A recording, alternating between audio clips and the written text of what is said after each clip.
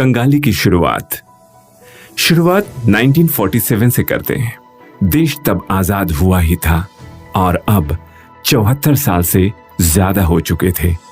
आजादी से लेकर आज तक भारतीय इकोनॉमी में बहुत कुछ बदलाव देखने को मिला है। नेहरू के दौर में भारतीय इकोनॉमी एक अलग पैटर्न पर चल रही थी, जबकि बाद में इसमें काफी बदलाव देखने को मिला। नेहरू सरकार का जो इकोनॉमी पैटर्न था वो एकदम से सोवियत मॉडल की तरह था। इसमें देश में इंडस्ट्रियल प्रोडक्ट को कितना बनना है और उसका प्राइस क्या होगा, सब सरकार के हाथों में होता था। एक वक्त ऐसा भी था जब सरकारी खजाना पूरी तरह से खाली हो गया था और देश कंगाली के दौर से गुजर रहा था। देश की इकोनॉमी को समझना है तो आपको थोड़ा पीछे जाना पड़ेगा। नेहरू जब देश के पीएम बने थे तब उनके पास अच्छा खासा दबाव था, क्योंकि उस वक्त की इकोनॉमी पूरी तरह से चौपट हो चुकी थी। अंग्रेजों ने भारत पर राज ही नहीं किया, बल्कि इकोनॉमी के तौर पर भी भारत को खूब लूटा था।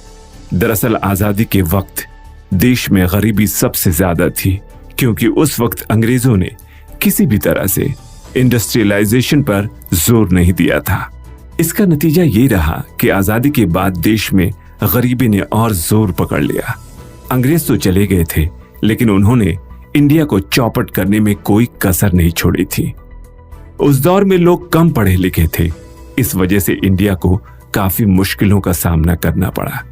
कैम्ब्रिज के इतिहासकार एंगस मैडिसन ने इंडिया को लेकर एक रिसर्च करते हुए बताया था कि ग्लोबल इनकम में भारत का हिस्सा सन 1700 में 22.6% से कम हो गया, लगभग 23.3% के यूरोप के हिस्से के बराबर, और 1952 में 3.8% हो गया। इंडिया के former prime minister Manmohan Singh ने कहा था कि अंग्रेजों में सबसे चमकीला गहना क्राउन समझा जाने वाला भारत 20वीं सदी की शुरुआत में प्रति व्यक्ति आय के मामले में दुनिया का सबसे गरीब देश था। अगर देखा जाए तो आजादी के बाद भारत को 2 फाइनेंशियल क्राइसिस से गुजरना पड़ा। साल 1991 और 2008 में भारत को बड़े फाइनेंशियल क्राइसिस को झेलना पड़ा। हम आपको इस एपिसोड में 1991 की उस पूरी कहानी को बताते जा रहे हैं, आखिर कैसे देश कंगाली पर पहुंच गया था। रिजर्व बैंक ऑफ इंडिया ने क्यों भारत सरकार से कहा कि हमें सोने गिरवी रखना चाहिए। साल 1991 में आए फाइनेंशियल क्राइसिस के पीछे कई इंटरनल कारण थे। 1991 में भारत के फाइनेंशियल क्राइसिस में फंसने की सबसे बड़ी वजह पेमेंट क्राइसिस था।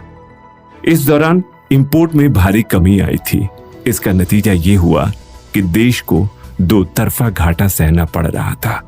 भारत की इकोनॉमी का बेस पूरी तरह गड़बड़ा चुका था, बिजनेस भी ना के बराबर था। 1991 में कुवैत पर सद्दाम हुसैन के अटैक ने भारत की इकोनॉमी को बर्बाद करने में भी कोई कसर नहीं छोड़ी। गल्फ वार के चलते कैसे इंडिया की इकोनॉमी कमजोर पड़ी, ये हम आपको आगे बताएंगे। 1991 में देश की इकोनॉमी इतनी खराब हो चुकी थी कि भारत दिवालिया होने के कगार पर पहुंच गया था। अगर देखा जाए तो उस वक्त भारत के लिए सारे रास्ते बंद होते हुए नजर आ रहे थे। स्थिति इतनी गंभीर हो गई थी कि भारतीय विदेशी मुद्रा भंडार मुश्किल से 3 सप्ताह के आयात के लायक बचा था। जैसे जैसे उस वक्त विदेशी मुद्रा भंडार घट रहा था, वैसे वैसे रुपए में भी गिरावट तेजी से होती नजर आ रही थी। इस वजह से उस वक्त के पीएम चंद्रशेखर पर इतना ज्यादा दबाव था कि उनकी सरकार फरवरी 1991 बजट पेश नहीं कर सकी। दूसरी ओर अंतर्राष्ट्रीय क्रेडिट रेटिंग एजेंसी मूडीज ने भारत को डाउनग्रेड कर दिया था। ऐसे में आपके जहन में सवाल उठ सकता है कि डाउनग्रेड का मतलब क्या होता है। दरअसल मूडीज की रेटिंग गिराने का मतलब ये है कि भारत सरकार विदेशी बाजारों या घरेलू बाजारों में कर्ज उठाने के लिए जो पेमेंट बॉन्ड जारी करती है, अब उन्हें कम भरोसेमंद माना जाएगा। उस दौर में दुनिया भर की कई क्रेडिट रेटिंग एजेंसियों ने भी भारत को डाउनग्रेड कर दिया था। विश्व बैंक और आईएमएफ ने भी अपने हाथ खींच लिए थे। इस वजह से सरकार को और परेशानी उठानी पड़ रही थी।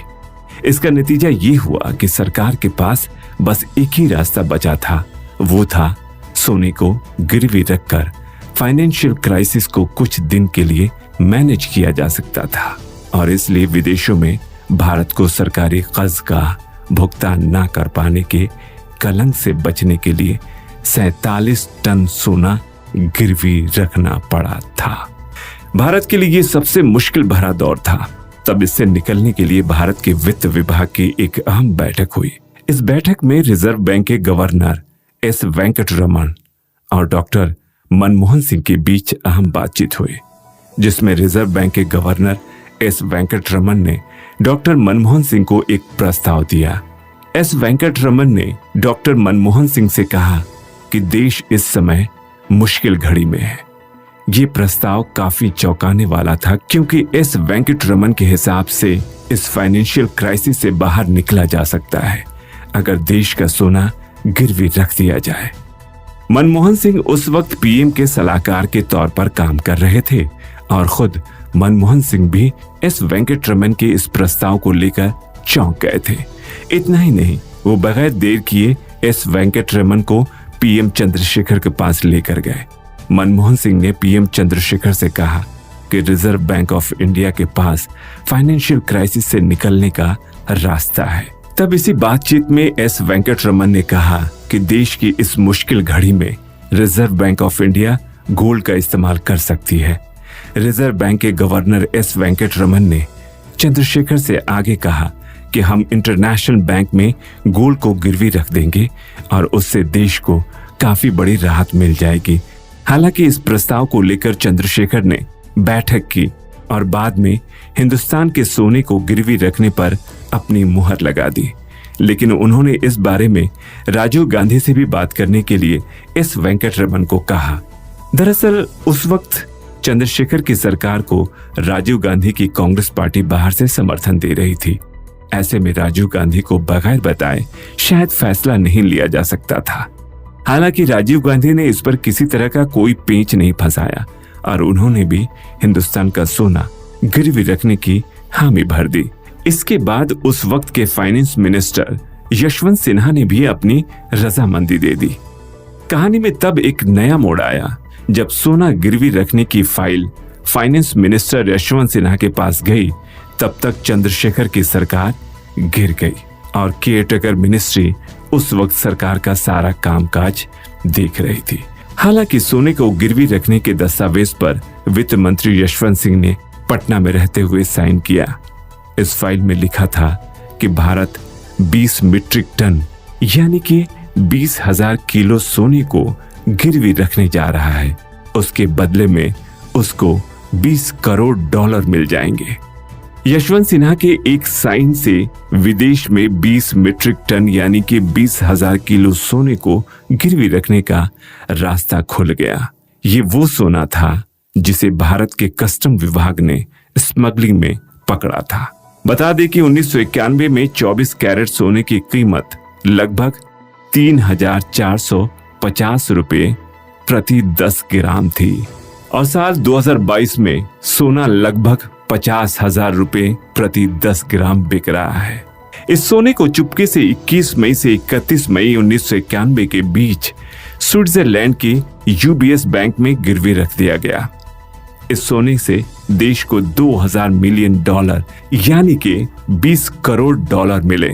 मौजूदा वक्त में ये पैसा काफी कम है, इतना कि मुंबई के शेयर बाजार में इससे ज्यादा की ट्रेडिंग तो कुछ घंटों में हो जाती है। हालांकि इससे भारत की इकोनॉमी को कोई खास फायदा नहीं हुआ।